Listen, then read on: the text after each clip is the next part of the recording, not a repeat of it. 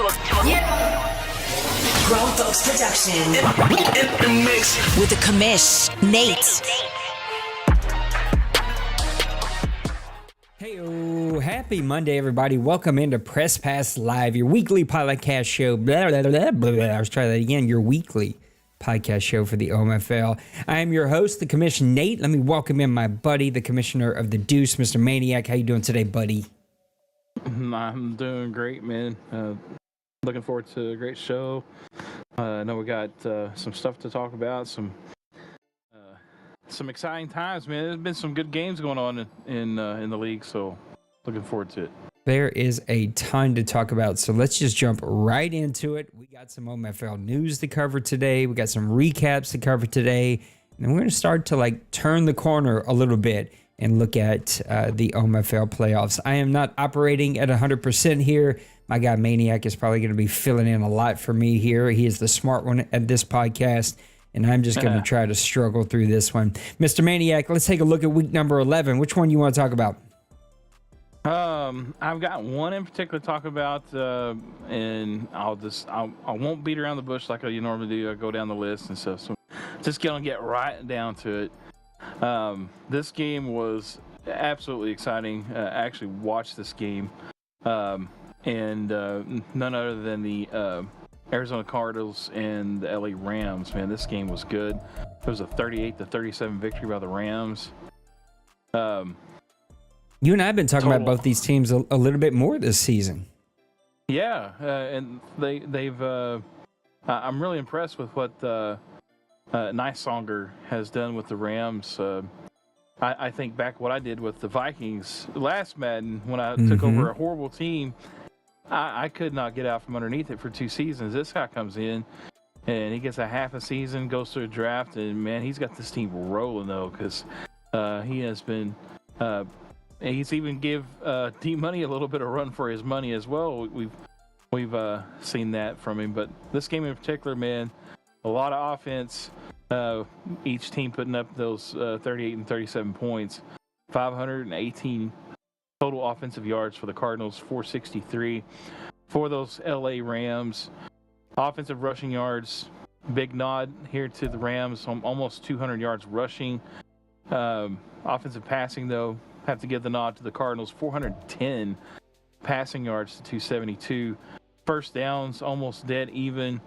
Looking at turnovers, the Cardinals actually had the 3 turnovers to the Rams, 2 third down conversions. Big discrepancy here, heavily favored towards the Rams with 8 third down conversions. Those Cardinals only getting 2. I don't know. Maybe they didn't get a whole lot of chances because maybe they were getting all the first downs and on those other downs, which both guys had 24 and 23 first downs, so they were moving the chains. Red zone efficiency, the Cardinals actually had the nod there. 4 offensive touchdowns. Man, these guys must have lived in the red zone. The Rams had 50%. Still, that's a good output. The Rams did get a little bit of a nod to the time of possession. Looking at player stats now, this is where it gets to reveal what happened in the game. Mr. Austin Henry, the quarterback out of my favorite college, that hopefully here pretty soon be able to play in the PlayStation with EA College Football coming out. Austin Henry, 2 touchdowns to 3 interceptions, though. Did have 70% completion, but man, those 3 interceptions obviously probably hurt. Maybe in key situations. I did see one of them. It was pretty significant in the game. 22-31. Ethan Hunt. We all know Roger likes to name all these guys after like movie stars and just odd end people. But Ethan Hunt from going to Mission Impossible. And going onto the field this game, though, playing against the Cardinals, who have been pretty good. I mean, their record doesn't show it, but man, they've been in a lot of games really close. But he was 16 of 31, 51%, 2 of 2. Did have 2 picks, but 2 touchdowns. Definitely a young quarterback getting on track and getting some experience underneath his belt. The big man of the day, though, from looking at stats for the Rams was Tyreek Harris. I don't know. Try Rick. I don't know. Close enough for me, bro.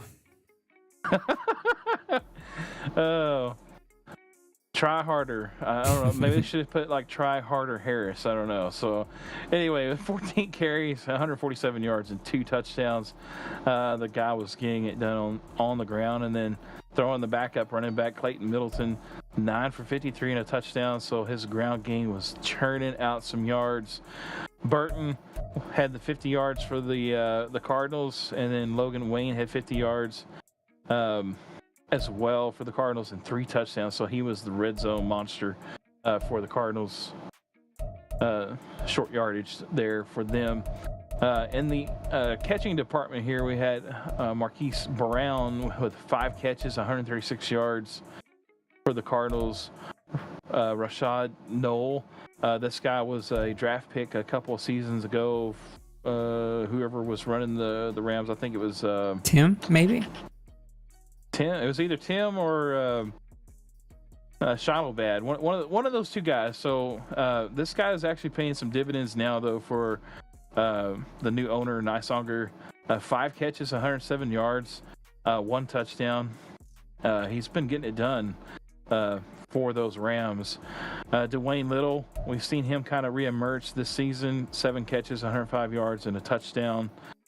Jaden Reed also had 4 catches for 65. So and you can see that there were several guys that were involved. So there was a lot of spreading the ball around. There, it looks like there's probably like 13 guys there at least between both teams that had receptions. So a good job of spreading the ball around this game.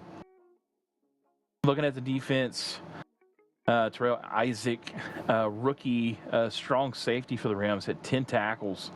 So he was definitely making his presence known in the run-stopping, tackle department here.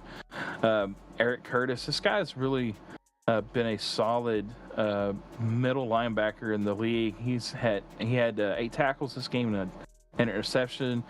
He's one of those guys that seems to just be around the ball at all times when you're facing the Cardinals. Sack leaders, Justin Madubuike. I guess that's probably about the best you're going to get from me. So I ain't going to do no better. But he had a sack. Grover Stewart had a sack. So not a lot of sacks, but from what I saw too, they were getting a little bit of pressure. Just guys have started learning getting rid of the ball quicker, except if your name is Parker Colt. 2 interceptions by Rapp. He was actually really kind of involved in stopping the Cardinals' passing attack. Curtis again with the interception. Ernest Jones, another one for the Rams, and Chris Barnes. He had an interception as well. So, but yeah, these guys, it was a real entertaining game, though. I mean, definitely if your cup of tea is defense, then you're probably like, oh man, nothing's happening on the defensive side. I mean, they were getting some interceptions and stuff, but if you're one of those guys that like the 10-7 game or the 13-7 game, you don't get those very many around here. But definitely it was an entertaining one because those guys were putting up some points and then also getting some stuff done on defense as well. But these are two, especially Nysonger. He's a rising owner in the league. Yeah, a bunch of good games there in week number 11. Let's take a look at week number 12. Toronto and Detroit, a 28-31 victory for Mr. Tim and his Detroit Lions. The New York Giants, you told me a little bit about this game, the pressure that the Giants put on you with a 24-20 victory, and that's the game I want to come back to and cover. A couple other fairly close games. Washington with a victory over the Miami Dolphins. San Francisco with just a 3-point victory over the Tampa Bay Buccaneers. Arizona, 3-point victory over Tennessee Titans.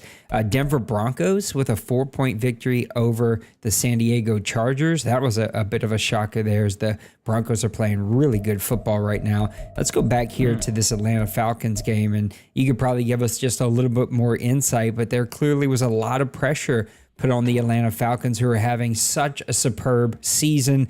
This one was all about the fourth quarter. The Atlanta Falcons leading this one until they got into the fourth quarter, where the New York Giants put up 10 and held the Atlanta Falcons to only 3 points, 167 rushing yards to 182. So the Giants actually outrushing the Atlanta Falcons. The Falcons outpassing the Giants, which I would have guessed, if just kind of going into this game, that would have been flip-flop, 215 to 157. One turnover for each of you. Red zone percentage 100% with 3 opportunities and 3 touchdowns with 1 field goal for the New York Giants, and a 22-minute time of possession to 17:54. So Atlanta was kind of controlling that game for most of it. Mr. Parker Colt, he is back, 259. He did have the 1 interception, no touchdowns, but when you're sacked 5 times and kind of running for your life and you're still able to get 60% completion percentage, that's going to be pretty good. Mr. Charles Norris, also 1 interception and no touchdowns, only 56% completion percentage. Bijan, 14 for 139. It wasn't the one running back for the Giants. It was kind of the combination of a bunch of guys who broke loose on a few plays. Barkley, 15 for 99. Mitchell, 2 for 44. And Oldham, 4 for 29. The backup Atlanta Falcon running backs not able to sort of get it going to match the bench for the Giants, but Bijan continues his MVP season. Bijan also leading this team in receptions, 4 receptions for 69 yards. Hope that's not a rule break. I don't know. I would need to go do the math. Was that within the rules? I don't think so. I think as long as it's within 2. Oh, that's right. It's 2. Total amount. You know the rules, and so do I. So Bijan getting right up against those rules. I'm just giving him a hard time. Not a ton of passing leaders. This really was about the defense, which we're going to go look at next. Damian Wayne, 11 tackles, 2 of them a tackle for loss. Bernard, a sack and a half. Lawrence, a sack and a half. Wayne, a sack. Rhodes for the Falcons, a sack. Thornton, a sack, and half a sack from Thibodeau.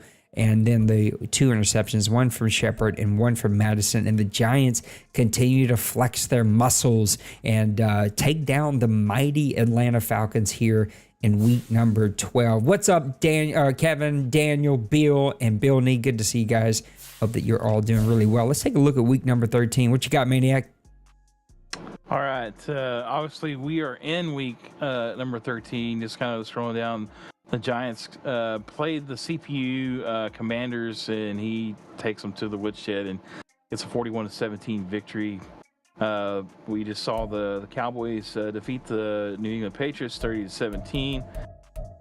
The 49ers played CPU here as well, 42-0. Just Ouch. stomping of the CPU. Seahawks and Bengals 37-29 victory by the Seahawks. This one was a good game as well. And then Arizona also beat the CPU Baltimore Ravens, who is on his cruise. We'll just leave it at that.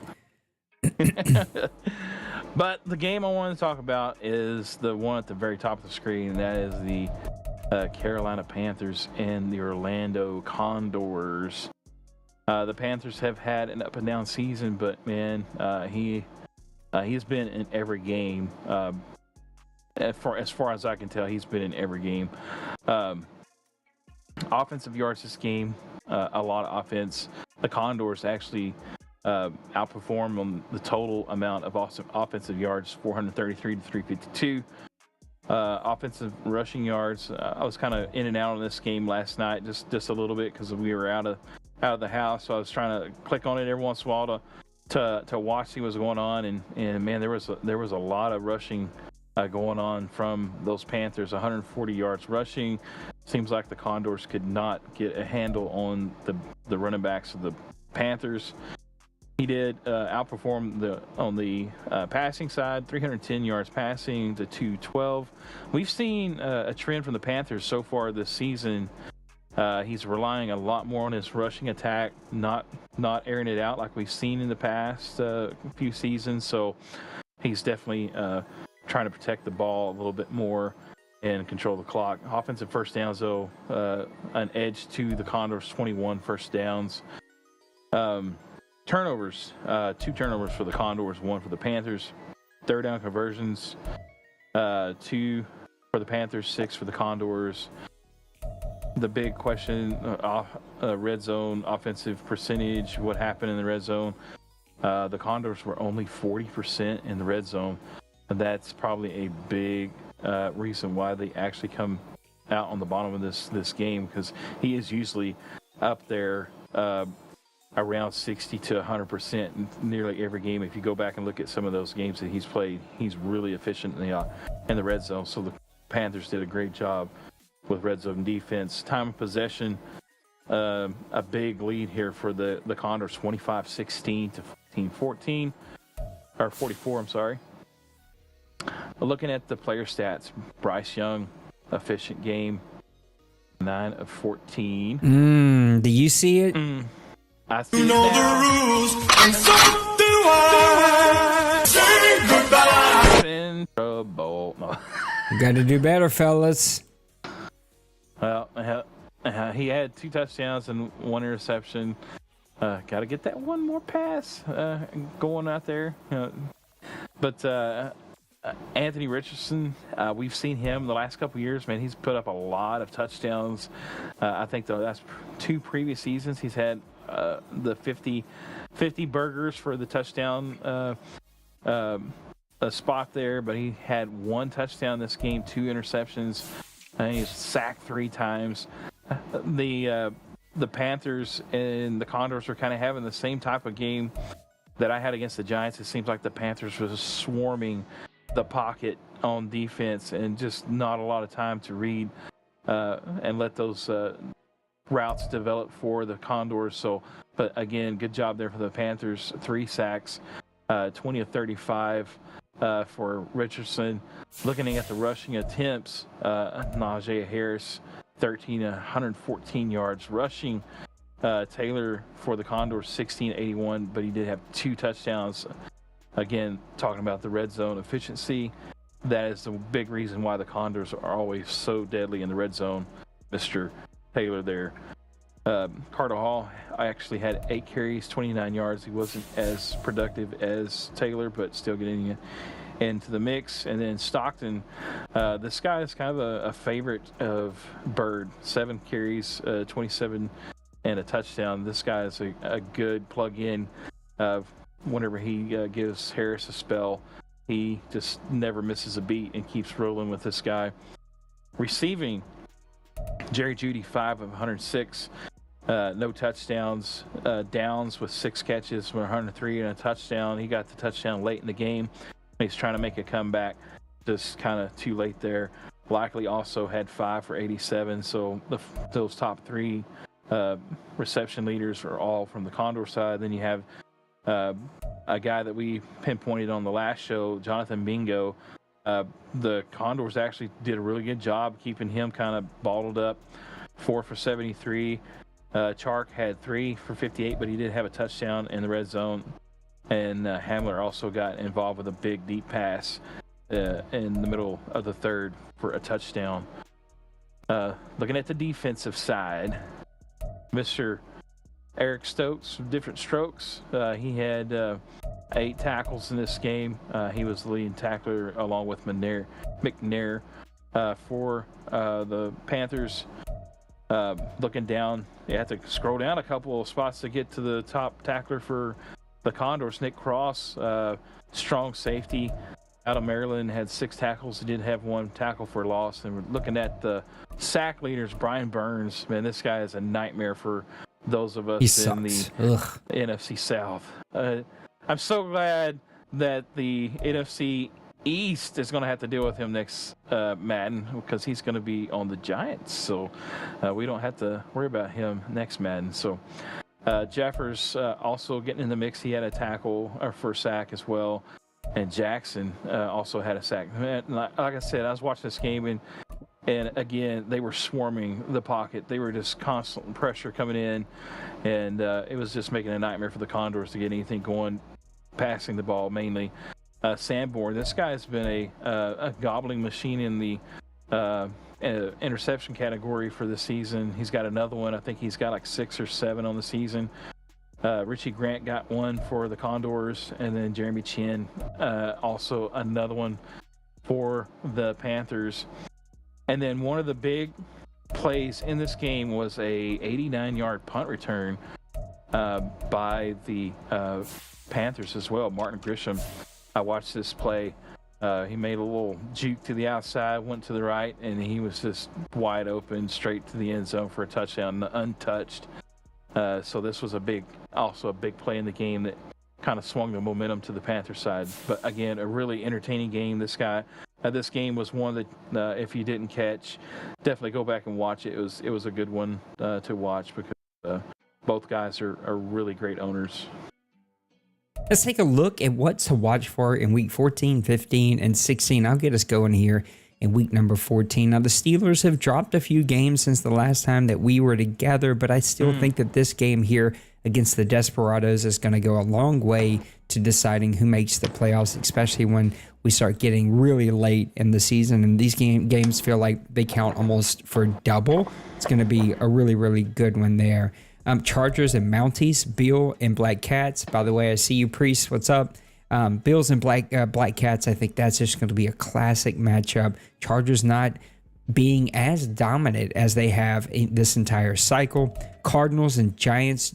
Colin and his Giants have been playing really good football, but Joker and those Cardinals, man, they could put points on just about anyone, and they can make plays, especially on the defensive side of the ball. 49ers and Cowboys. That's got to be the game of the century right there. We've seen those guys match up before, and I never know how either owner approaches this. I know that neither want to lose, but if I think I know them both, neither want to show their full hand because they know that they may match up once again. That could be a really, really good one. And then you've talked about him already today. Rams, Seahawks, man. Seahawks have been dominant this season. Victory after victory in dominating fashion. Big win this week that we're currently in against the Bengals, but the Rams have just been those pesky Rams. They've just been there all year, just kind of nipping at the heels of everybody that they play. That's going to be a really great game. Let's take a look at week number 15. What are you watching for, bud? All right, week number 15. We've got also got to keep in mind that some of these may be CPU games too. So I hate it, but trying to look past that. The Commanders, if Shiloh is able to play against the Panthers, I think this would be a good one to watch. Obviously, the Panthers have a little bit of edge, but Shiloh, if you've watched him actually play his game, he's really good. He's really efficient with his offense and defense, so he can be a tough out and can catch you off guard if you're not paying attention. And so this would be a good game to watch as well. One of the big highlights I have for this week is the Raiders and the Giants. I think this one could be possible. I agree. You know, a possible OMFL bowl matchup because both guys have been playing really good, and it would be an intriguing bowl matchup. So the Raiders and the Giants, I think that would be a good game to make sure you tune in for. Another one. Again, we talked about the Steelers kind of hitting a road bump. The Cardinals have struggled a little bit with the record, but not so much. If you look at and watch their games, they're putting up points, they're competitive, but the record doesn't show it. But this game could be really a great one to watch, and it actually, would be a throwback to one of the Super Bowls that was played a few years ago. I can't remember the number, but Polamalu against Fitzgerald, and that was a really good Super Bowl. And so these guys wouldn't disappoint either because it'd be a really good game to watch. Another one to watch, again, Desperados have been kind of up and down. We've seen him beat D-Money, and then he's also lost a couple close games. But the Lions and Tim, he's right now in second place in the NFC North. But he's actually kind of got things clicking on offense. So I think this game right here could be a intriguing one, an entertaining one. If the Lions can get a victory against the Desperados, man, that could go a long ways to giving them some momentum to try to really position themselves for the division lead. Desperados also need this win to maintain the lead in their division. Kind of sticking with the NFC North, the Mounties, Bill. Again, we're talking about pivotal matchups, games that on paper shows that Bill should win this game to help solidify for the NFC North. Rams, Nightonger, he is putting up some tremendous games and actually competing really well. This game would be a great one to watch. Last but not least, I hate promoting my own stuff. You got to do it. But it is a good matchup with the current records and stuff. Condors versus Falcons. This is also actually kind of an odd one because Parker Cole got traded from the Condors. He was actually the Falcons last Madden, so this is kind of like a reunion in some sort. So Condors versus Falcons, though, both guys have been really myself and Bronco Man been pretty efficient on offense, and then doing what we need to do on defense. Who's still fighting it out? Ravens and Mounties. Hopefully, Mr. Nipples is back. Bill has been fighting with these Mounties, trying to get them going. He's got an opportunity here against a Ravens team that's been MIA. I'm pretty sure he'll be back by this time. That might be a really good game, either an upset victory for the Ravens or the Mounties really starting to try to secure a playoff spot. Live update from Mr. Priest, 17-3 Packers over Lions at halftime. Broncos, Bengals, and we'll get the words out. Broncos have been playing really good this season. Bengals dropped a tough game this past week against the Condors. Now he's got an opportunity by the time we get to this period to get as high of a seed as he can. And we haven't seen the Bengals go on one of those just legendary runs that he went on in Madden 23. Pretty sure I got that right. My brain's working at halfway. I think you're right. It's something about the Broncos. At the end of every cycle, he sort of puts it all together and he starts going on a run. I don't know what it is about the summertime, the end of a cycle, but that seems to happen time and time again. Chiefs and Lions. Who knows what's up with the Lions season by then? Luca's probably going to be trying to play spoiler. That could be a fun one. Steelers, they're going to need some victories. They're playing against the mighty Rams. That could be a great one. Desperados, Raiders. Do either of these guys hold back a little bit because they may match up at some point in the playoffs? Falcons and Cardinals. Your Falcons have been on a roll. You're going to be trying to secure your division lead. Cardinals, they're still fighting for it. 49ers, Seahawks, match up number 2 between these two heavyweights. These guys want to beat each other. Meek loves getting those victories against D-Money. And D-Money, you never know by the time we get to the summertime which D-Money we're going to get by then. And then Giants-Panthers might sneaky be game of the year right here. Giants playing outstanding football. By the time we get to this period, we're going to sort of know where both the Giants and the Carolina Panthers are falling, and they're both going to be sort of battling for those wild card spots. Unless things sort of fall way off in their division, both these guys can be fighting each other. That's going to be a really good game in week number 16. And that's a look at week 11 through 16, what happened and what to watch for. Maniac, you ready for some OMFL news? Let's get it. Let's bring in Mr. Denbrew for some OMFL news. Welcome, welcome, welcome. I am Denbrew, and this is the OMFL news for season 111, and we are in week 13. Stats. I love stats, so I wanted to get into a couple of interesting stats I discovered, and those were when I was checking out some red zone stats. This one, I'm going to start with, I think it's the best one, so I'm going to start with this one first. The Dallas Cowboys, obviously having a great season. One loss on the year, I believe, for them. Anyway, one of those reasons they're having such a great season might be because they just don't let you inside the red zone. 31 trips, that's an OMFL league low, inside the 20. And those 31 trips have equated to only 10 touchdowns and 4 field goals. So 31 trips, and they've allowed you to score 14 times. So you don't get down there much, and then when you do, half the time you don't even score, let alone even kick a field goal. 4 field goals, 10 touchdowns, and 31 trips. That's crazy. Okay, let's see what else we got. Offense, the 49ers, probably no shock if you play the 49ers. They just grind it all the way down the field on you. They lead the OMFL with 77 trips inside the red zone, and they also lead the OMFL in the most red zone touchdowns with 43. Another one that I wanted to mention far as the red zone goes was the Raiders. They have the highest scoring percentage inside the red zone at 76% of the time. So not as many trips as the 49ers. They only go in there 50 times, but 30 times have resulted in touchdowns for the Raiders. So probably a good reason why they're having such a good year. All right, that's all I got for segment number 1. Let's send it back to Maniac and Nate. Thank you, Mr. Denbrew. I appreciate you as always. Denbrew is the best of these, and I love when he finds really good stats like that one. All right, let's open this one up a little bit and get to our 2 special topics. Number 1, it is the summertime. People are going to be on dating apps. They're going to be going out. They're going to be living the nipples life, and that means they're probably going to get stood up once or twice.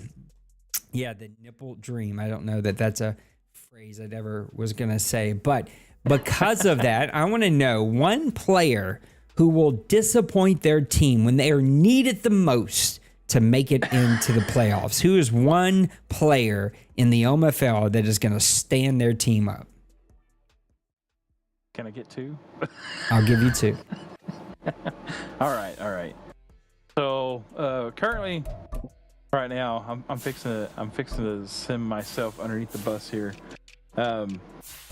I've actually picked one from the AFC and the NFC side. I'm obviously fixing to say Parker Colt. Parker Colt has had a very up and down season. Yeah, I know he got injured.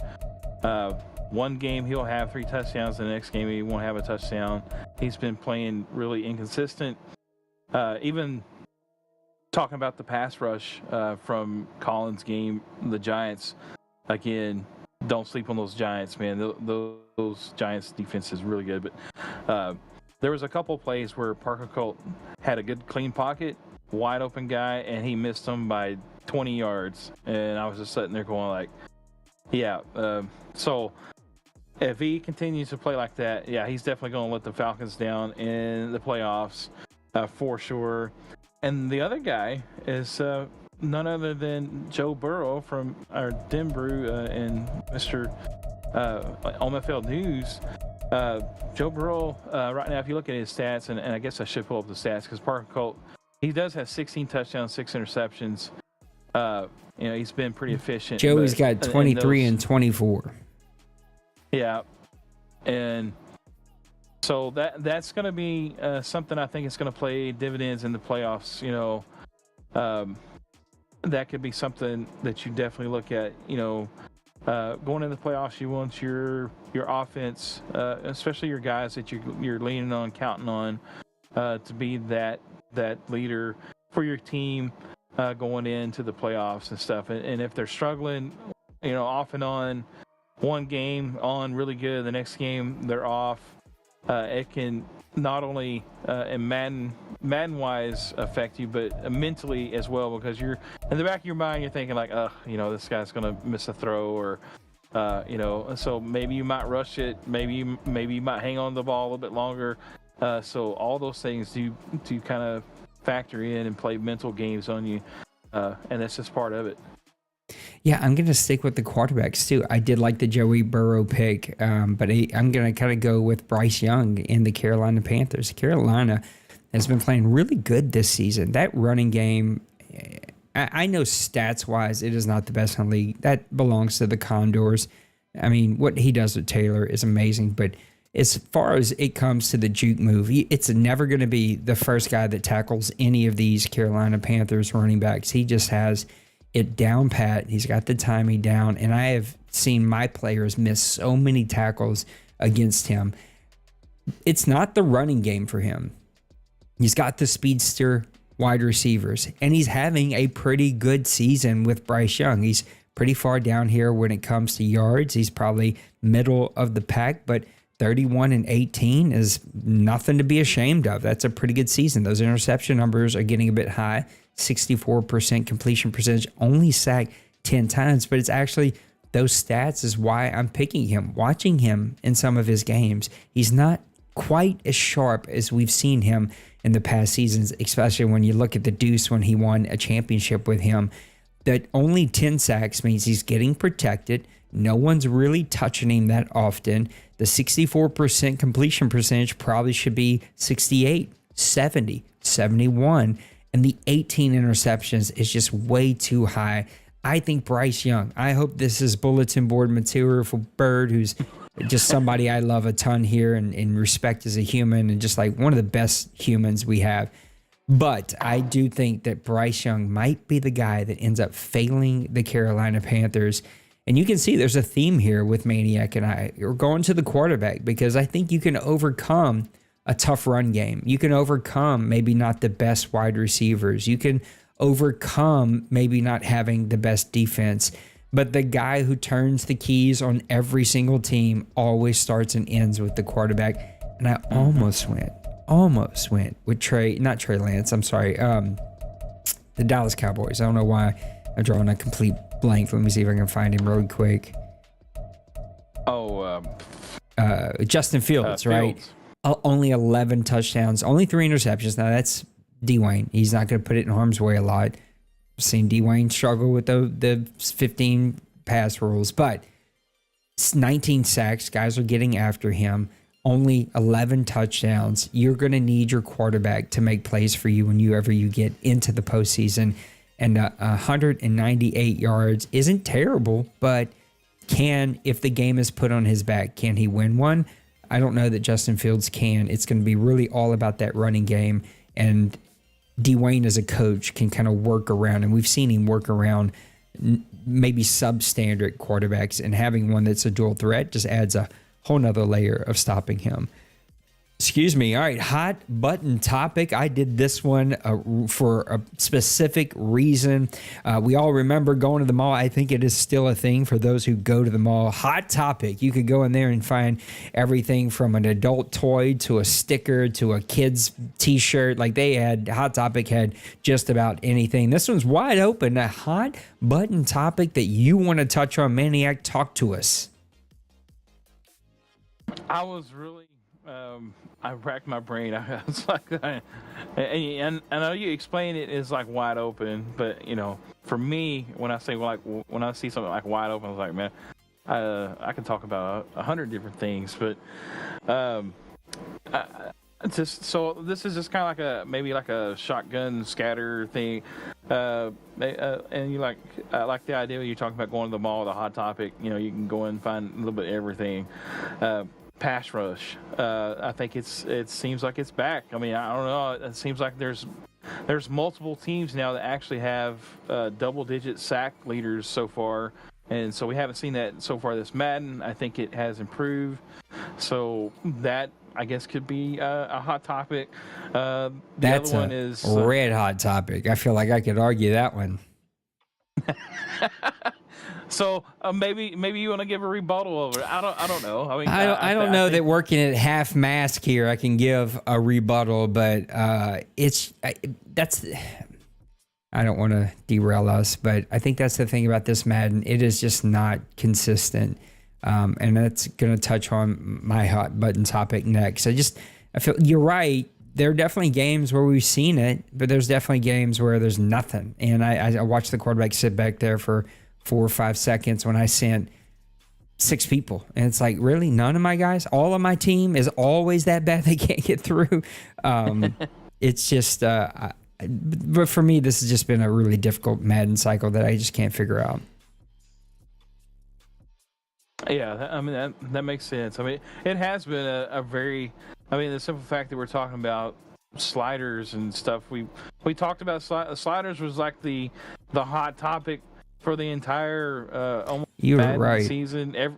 Every other press pass live, we're talking about making slider adjustments to get this and that. So it has been very inconsistent, and I will agree with you 100% on that. Is that it? I thought you were shotgunning it. Well, I was going to give you the chance to throw.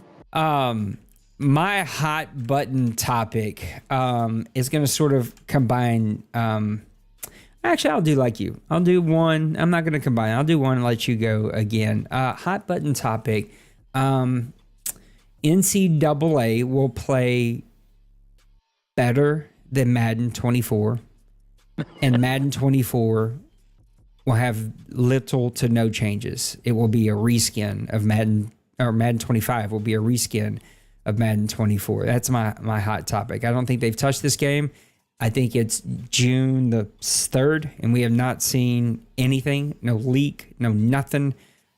All the energy has been about NCAA. Maybe that's why. But that super concerns me. And as exciting as a lot of this stuff sounds from NCAA, because they've had 3 years to work on this game, I'm super worried about all the gimmicks. Instead of giving us, this is where I feel like the gaming industry, in my very humble, not important, uneducated opinion, it is where the gaming community or gaming industry has missed the mark that we all recall. And there's videos out there. There's guys that have made many documentaries about why games are not fun anymore. I just remember, like, I played Super Tecmo Bowl for like 8 years. Like, that's the only game I wanted to play. It was the game. It was so much fun. I don't know why our vertical stream says it's only been streaming for 15 minutes and we've been live for 43. Oops. Hopefully nothing went wrong. But anyway, why is, like, we can't get 3 weeks into a game nowadays and we're like, oh God, when's the next one come out? And I think it's because instead of giving us immersion and simplicity and execution, they give us gimmicks. They give us the next thing to make it feel more realistic. And it just ends up becoming another thing that you either have to manage as a league or you have to watch get abused. And maybe it is that I'm just older and this game is aimed at a much, much younger generation than me. But, like, I just want to play football. I just want to build good players, build good teams, build fun playbooks, out-strategize, out-call, and outplay my opponent. Not, lose a game because I clicked a scenario that made me lose 10 awareness and 10 block shed on all my players just because the game decided to do that. Or the other guy, his brain and fingers work faster than me pre-snap, and he can make 20 adjustments to draw up the perfect play that works no matter what. And I can't do it because I can't even remember half the adjustments. Like, just, I'm just over it. And as exciting as NCAA sounds, all those gimmicks just really, like, I'm really disappointed. I'm going to buy it. I'll play it. It's just, it doesn't sound fun. Like, I don't want to manage 800 things pre-snap. I just want to play football. And it feels like they just keep adding more and more layers to abilities and coaching trees and boost and scenarios. And it's just like, simplify, execute, give us a good game. All right, give us number 2. Well, mine's kind of along the lines of college football 25 as well. My hot topic is I'm thinking that the college football, once it comes out, a lot of guys that are, we've talked about this before, fanboys, and I myself, I include myself as a fanboy. Obviously, I have so much love for the OMFL that I'm going to get Madden no matter what, and I'm going to play. But there may be a few, and I don't think there's going to be anybody in the OMFL. There could be, but there may be a few that just say, you know what, I'm enjoying college football. Yeah. The heck with Madden. I'm not even going to bother with it. And that just plays along with what you're saying. Like, you know, Madden has given themselves the perception and the community that they're just going to reskin it. And so guys have just really gotten put out. And we've saw with, like, guys like Pooty. You know, Pooty is a core person here. And he started here because he was running a Madden League. He brought a Madden League here. And he cannot stand that game. You talk about that, and he's like, he's ready to just burn it, and he don't even own it. And so I'm afraid that may happen. And looking at, like you're talking about, just to kind of play off what you said too about the gimmicks. Yeah, there's so many different gimmick stuff. I do like the new thing that they're bringing in for wear and tear. I think that's kind of cool. It has potential.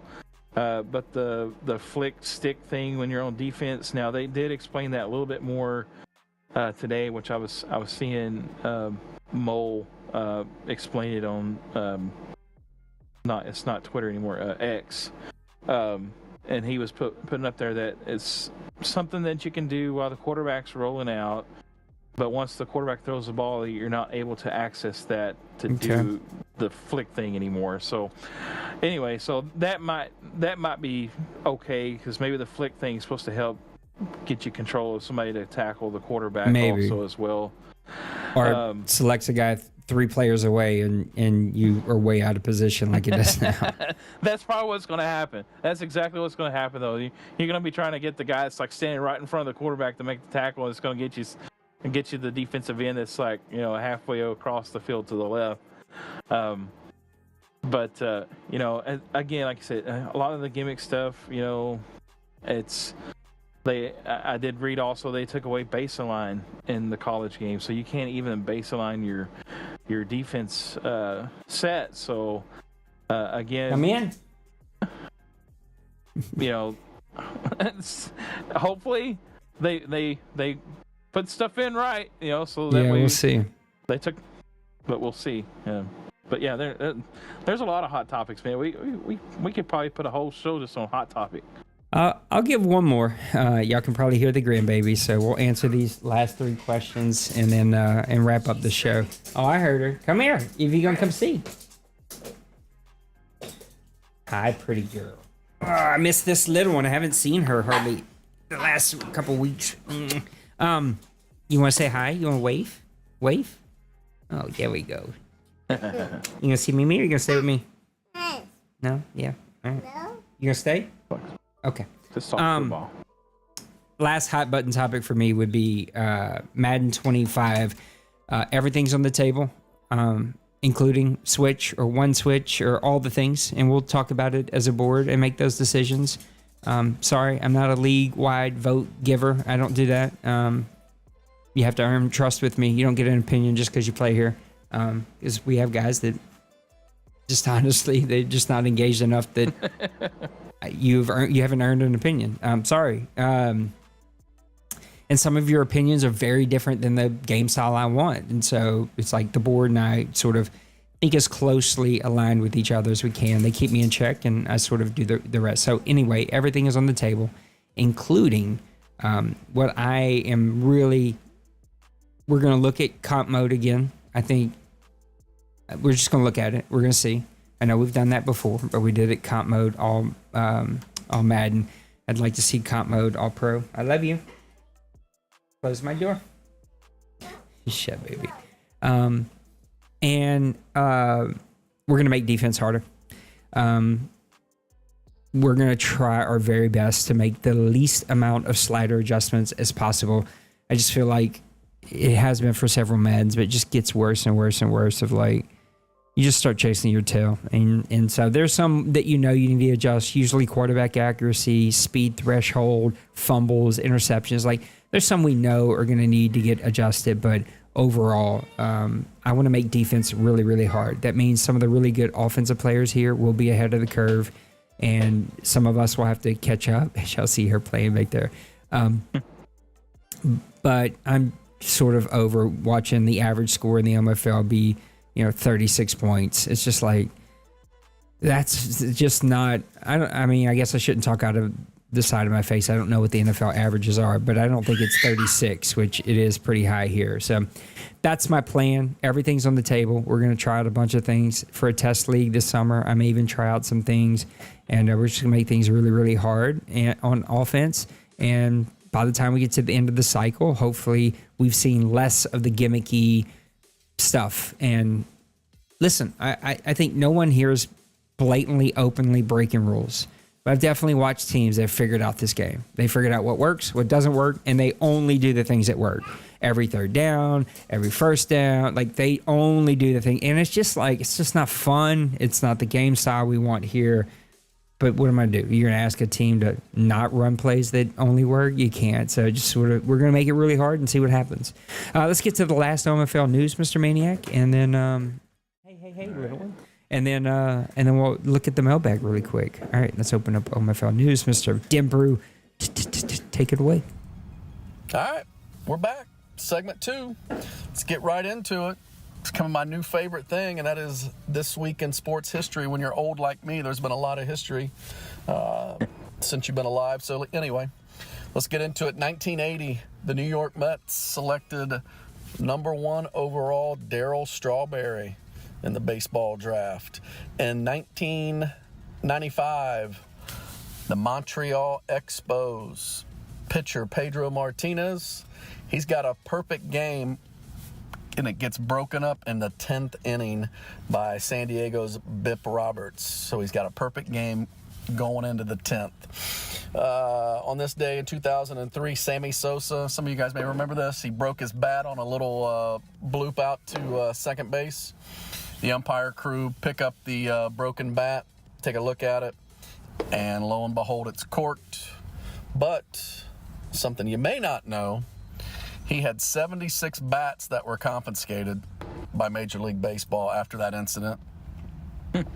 And then another 5 were sent from the Hall of Fame that were up there being displayed to be examined to see if any of those bats were corked. So 81 total bats of Sammy Sosa's, and none of them had any traces that they were ever corked. So that was pretty cool, right? All right, in 2018, Steph Curry, he breaks Ray Allen's NBA Finals record with most three-pointers, and he had 9 in that game.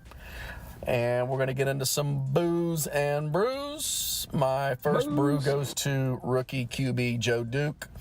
Not only, I think he's the Miami Dolphins QB, not only is he leading all rookies in passing touchdowns, he's also leading the OMFL in passing touchdowns with 33. Second brew goes to Isaiah Pacheco. I don't know if you guys know this or not, but he used to play for Kansas City. Yeah, the Chiefs, they traded him away for Christian McCaffrey and something else, and I think McCaffrey is in Pittsburgh now. But anyway, Pacheco is leading the OMFL in rushing yards with just over 1,300, and he has a whopping 24 touchdowns on the year. My boo of the week, again, I'm going to give it to myself because I think I jinxed the Condors. I bragged on the Condors for being undefeated last week, and then lo and behold, they get their first loss of the year to the Carolina Panthers. So sorry, Condors, that's my bad. And we very well may have a Denbrew / OMFL news curse on our hands with that. If I give you props, then the next thing you know, you break a leg or you lose a game. We could have a curse. Or it could be that the Condors are looking forward to that cruise they got coming up. Or it could be just that Bird and the Panthers ain't no joke, and they're actually a good team. All right, that's all I got. Enough rambling from me. Back to Nate. Back to Maniac. See you.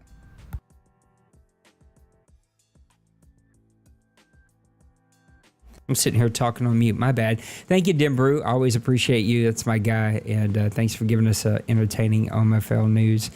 We got 3 questions, 2 from Bill, 1 from Tim. Bill, in your opinion, what has contributed to the success of what I would call 2 surprise teams in season 110, Giants and Broncos?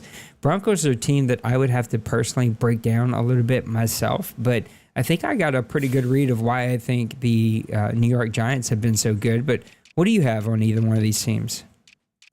I'll start with the Broncos. I've watched them, and you already alluded to it a little bit in the show. It seems like the final season, like something clicks for him, and he just turns it on, and he gets really into the games or whatever, and it seems like his offense just clicks, and so we're kind of seeing a little bit of that this season. But I also think that he's had some good drafts over the last couple of seasons, and I think now those guys are starting to play kind of dividends for his team and helping him out, because his team was pretty gutted, especially the quarterback position and stuff. So he's got a solid quarterback right now. He's built him up, and so I think that's really helping him. And the Giants, it's kind of the same situation we saw Colin. We saw through the whole season. We're like, what's wrong with Colin? And the NFC East is such a tough division as it is. Anytime you got D Wayne or somebody like that, that's one of the juggernauts from the league, and you're having to face him twice a season. That's going to be a tough place to play. And but he's definitely drafted well. He's done well in free agency. He's built up his team really well. And the other thing is he has got speed everywhere on his team. Running back, quarterback, the wide receivers, DBs are really fast. They cover. He's got really fast linebackers. He's just built that team really well. And he's whatever he's done on defense to figure out how to get after the quarterback, man, he has done exceptionally well.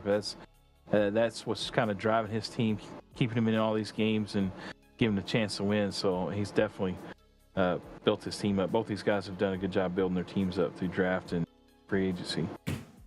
Black Knights were leading 17-6 in the third quarter. Lions pull it out 26-23.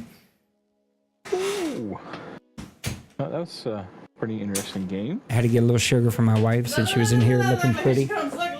Yeah, I seen her. Oh, you want to give me kisses?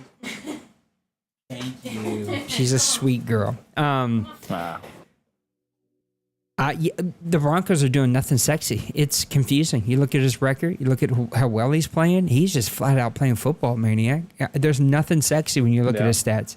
There's no running back sexy. The quarterback's okay. The receivers are okay. Defense isn't doing anything spectacular. Like, it's all sort of average, which means his play calling and his focus is much better. And I think that's paying dividends. Giants, exactly what you said.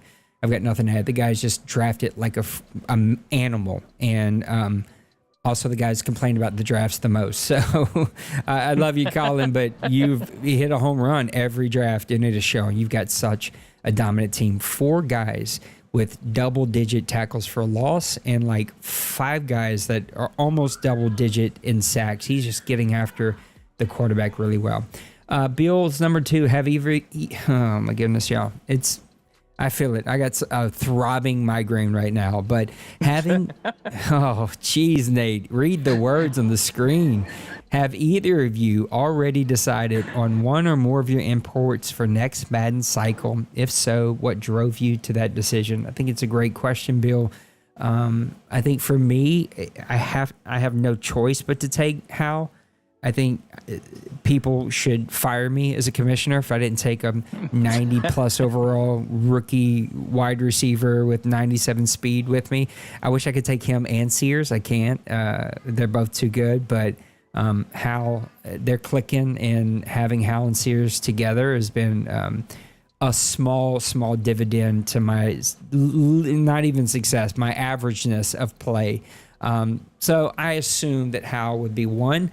The rest I haven't even sort of thought about. I got my eyes on a couple dudes, and I don't know. Dyson, a rookie cornerback for me, has played crazy good above his stats. So he's been a guy I've got my eyes on, but the Saints have like 4 good cornerbacks in real life. I don't really have a safety I want to bring over.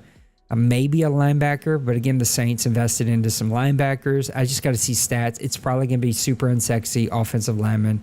I've got a couple of drafted pretty decent offensive linemen, so it's probably going to be something crazy unsexy like that. But I need to see stats, and more stats before I make any sort of real decisions, because I think I learned a real lesson this year, and a lot of us did. If you don't bring over a quarterback, boy, you better buckle up. First couple seasons are going to be tough. What about you, Maniac? Yeah, I've been already thinking about it. I'm not sure if I've like nailed everything down to exactly what I want to do, but I've kind of got an idea what I would like to do. obviously, I'm going to be stuck with a bad quarterback contract. Plus, then they drafted a young guy that's really not young. So quarterback is obviously kind of top of the list, but that'll depend on what happens in the next draft. But if I had to take what I've got right now, I'm leaning real towards. quick, I just want to ask a very fast follow-up question. I think we've shown with our ability to customize when players lose skills and how they regress. I feel like it's been crazy even this whole cycle. That has not been a complaint from anyone. Does it still worry you with the quarterback that the Falcons drafted that, he's just too old to build around? Sort of like, oh man, sorry, the headache is kicking in. Our Lions owner, who I feel bad that his name's not popping up in my head, but that's what happens when you leave and I don't hear from you. Trey, Jesus, I'm so sorry. I have such a headache right now. But Trey made that decision. Does that not play any role in it, in your decision? I mean, it does. It worries me. I know, this Madden has been a lot better with having the control over that. Now, hopefully, they don't take that away next Madden. I mean, that's true. But it has been a lot better. This Madden, and it's kind of giving you a little bit more, I guess, freedom maybe to hang on to a say 24-year-old rookie, because before, like the previous Maddens, you get a 24-year-old rookie, the next season you're pretty much throwing him back on the street because I can use that spot for a 21-year-old guy and build him up over the course, quicker than that 24-year-old rookie. But anyway, it is a thought because there is both those quarterbacks could be really good in Madden for the Falcons, and so that has to be part of my process. I have to look at that and see, okay, am I okay with quarterback, at least for a couple of seasons until I can figure out and say, okay, well, this is not working, then I'll just have to draft one or try to pick one up in free agency. Because we all know guys around here, they don't want to pay quarterbacks top-notch money. So, maybe I can get a filler for a couple of seasons or whatever, franchise tag, whatever. So all those things are on the table. But for me, I think looking at, D-Money is kind of, he's given the blueprint for, the last few Maddens about bringing in top cornerbacks, young quarterbacks to his team and kind of solidifying his back end. I did that this Always Madden. solidify your back end. What was that? I said always solidify your back end when you can. Yeah, pack it up and and make it tougher. Because these guys around here can paddle you pretty good, so. But Adrian Shepard, he's still actually pretty young. He's I think 26. Yeah, he's 26. He's superstar. He's a 98 overall right now, which he's got a little bit of a buff. So I think he's probably somewhere in the nice 95, 96 range. But this guy could actually go into the next Madden. Terrell is still in the Falcons, so that would be another 1-2 punch. Start off again. Early on. So again, like I said, if I had to decide right now, I'm taking Adrian Shepard with me. His contract's not too crazy for his stats, and he's got 3 years left on his contract, 4 years left on his contract. So it's not super crazy against the cap. And in the process of doing that, I'm hoping. I always try to give a donation or whatever so I can get the perks, but that's just kind of to the side. But I'm also pushing to get that second one, playing every game, so that way we get that second one brought in. And that's where I'm looking and I'm probably leaning towards mostly doing the defense because the Falcons didn't do a whole lot in real life to build up their defense. They seem like they built a lot more on their offensive side. So I'm looking at, I've got some really young linebackers that I've got that I can bring pretty cheap over on contracts, but they'll actually be really solid, I think, to help my defense.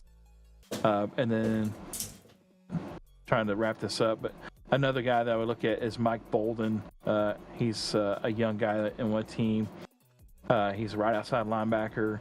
That was another thing that they did get a pass rusher, but they really don't have anybody else on the other side. So this could also be somebody that I bring in, especially if they're still like running a 4-3 type defense or 3-4 type defense, and this guy will fit in, and that could be a possibility that I look at my imports. All right, last one. Tim says, if you could pick any import from any team, who would it be? Give at least one offense and one defensive player, please. I am still super in love with Trey's draft a couple of seasons ago. I think it was season 1 or 2, whatever that was of this Madden cycle. So what would that have been? 108, 109, something like that. Grubbs, Kel Grubbs, the quarterback, and his middle linebacker. I think those two, like, why would you not want those guys? Those guys are playmakers. Yeah. Bruce Ross, both almost MVPs in his bowl game. Like, both played really, really amazing. I would also pick 2 more just so that I don't just pick from one team. It's going to be the Eagles free safety, David. I was trying to find David's Tony David. That's it. So I love Tony David. Sneaky good player.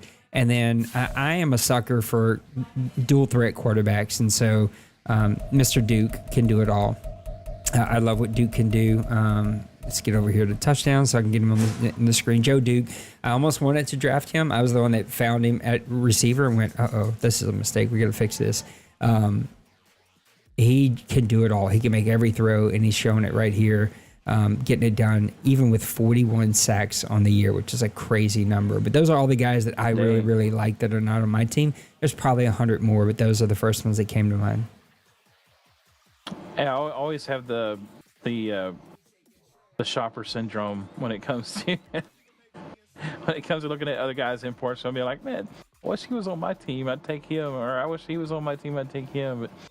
But one of the guys I've always really liked in Brandon DeMarco for the Texans. You can't go wrong with a 99 speed, 98 acceleration guy on the outside. Mm-hmm. I mean, the dude's got every stat that you would want in a wide receiver, and I think you immediately make your quarterback better, no matter what his rating is, because man, you can run some drags, some slants, some short routes, and if he's got a weak arm, just get the ball to him pretty quick, and he can make things happen on his own.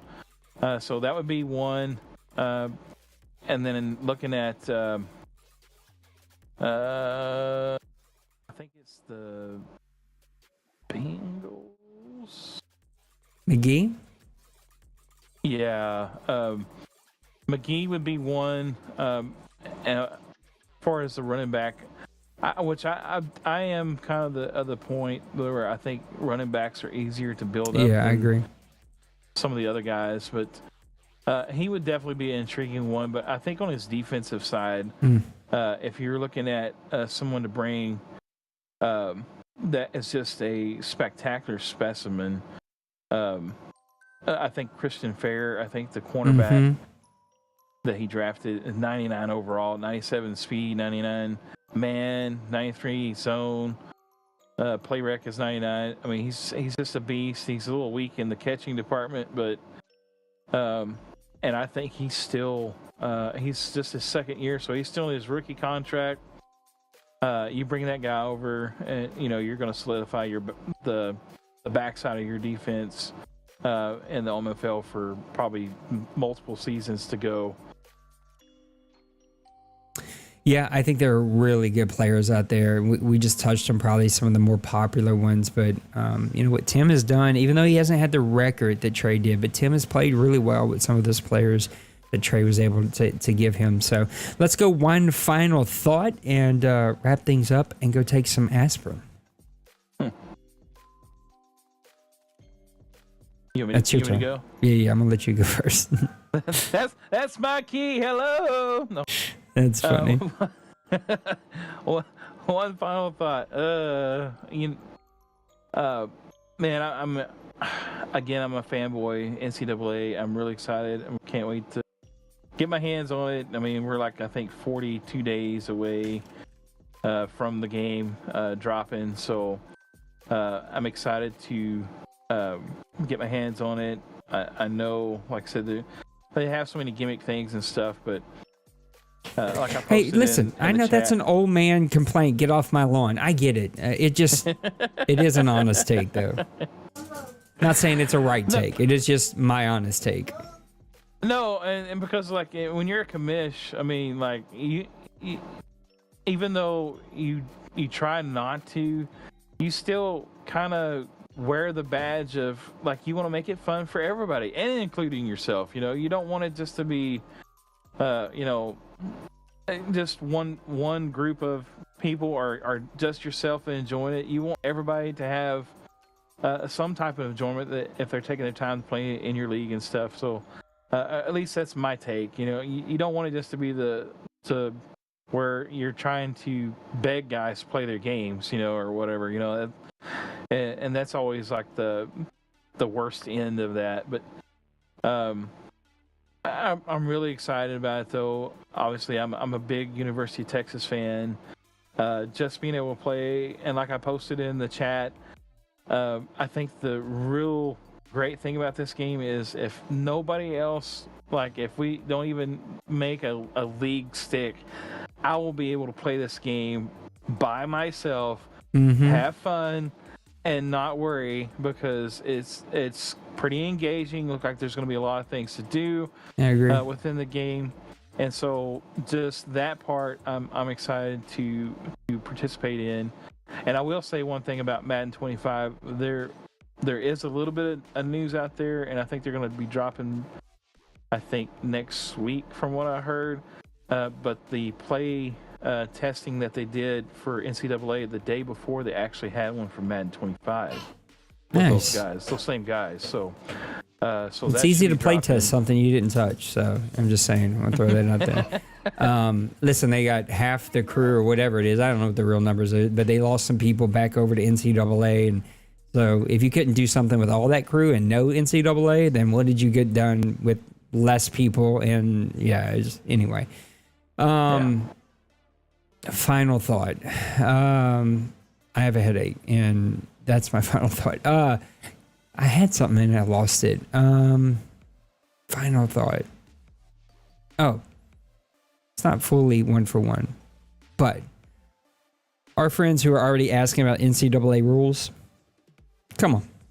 I think you know, without me saying it, let's get the game in hand. Hasn't been out in 10 years.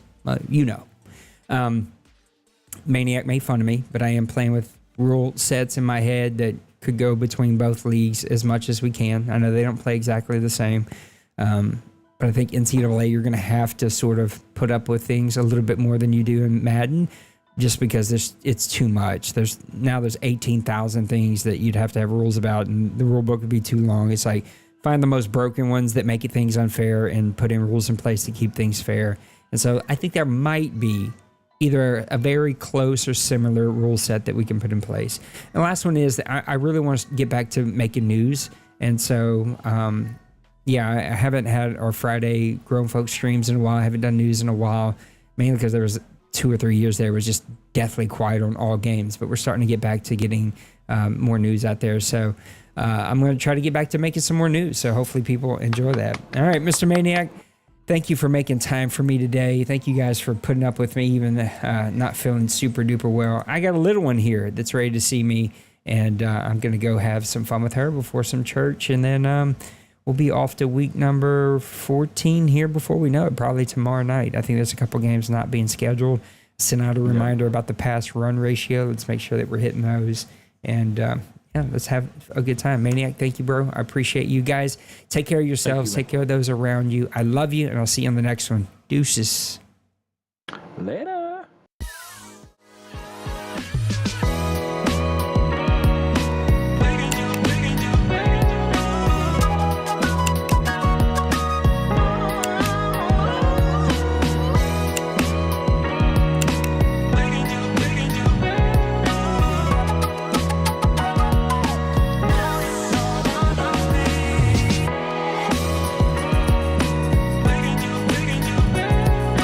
Yeah. Smash that like and subscribe.